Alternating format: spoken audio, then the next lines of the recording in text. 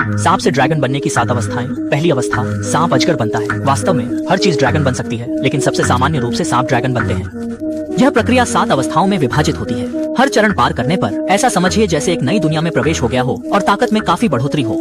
Dragon के विकास की 7 अवस्थाओं में पहली अवस्था में साधारण सांप धीरे धीरे बड़ा होकर अजगर बन जाता है। दूसरी अवस्था में अजगर और बड़ा वह ताकतवर हो जाता है, जिससे वह अधिक बड़े शिकार पकड़ने और खाने में सक्षम होता है। यह प्रक्रिया काफी समय तक चलती है।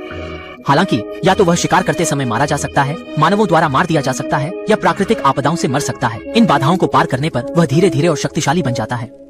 अजगर धीरे धीरे और बड़ा हो जाता है और उसके सिर पर सींग उगने लगते हैं। तीसरी अवस्था में अजगर जलद्रग बना जाता है। यह ड्रैगन के विकास में एक बेहद महत्वपूर्ण चरण है। इसे पार करने पर वह एक किंवदंती बनकर बनता है।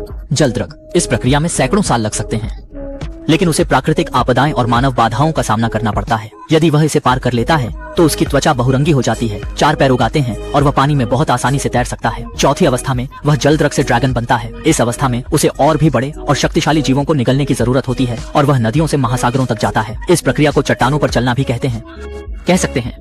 ड्रैगन के विकास की 7 अवस्थाओं का यह सबसे महत्वपूर्ण चरण है। इस दौरान जलद्रग को परेशान नहीं किया जा सकता, क्योंकि वह शक्तियों की प्राप्ति करता है। इस दौरान कई प्राकृतिक घटनाएं होती हैं और 10 में से 9 जलद्रग मारे जाते हैं।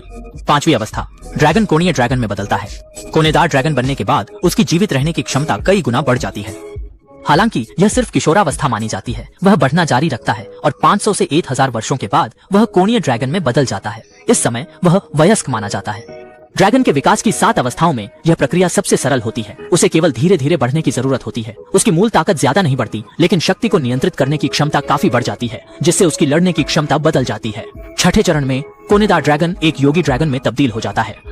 मानव उसे अब नुकसान नहीं पहुंचा सकते। उसे योगी बनने के लिए 3 9 दिवसीय बिजली के हमलों से गुजरना होता है। सफल होने पर उसके पंख उग आते हैं, सिर का आकार बड़ा हो जाता है और नथुने बताकर इस आता है और आंखें छोटी हो जाती हैं। वह एक किंवदंती बनकर योगी ड्रैगन बन जाता है, जो आसमान और जमीन दोनों में घूम सकता है।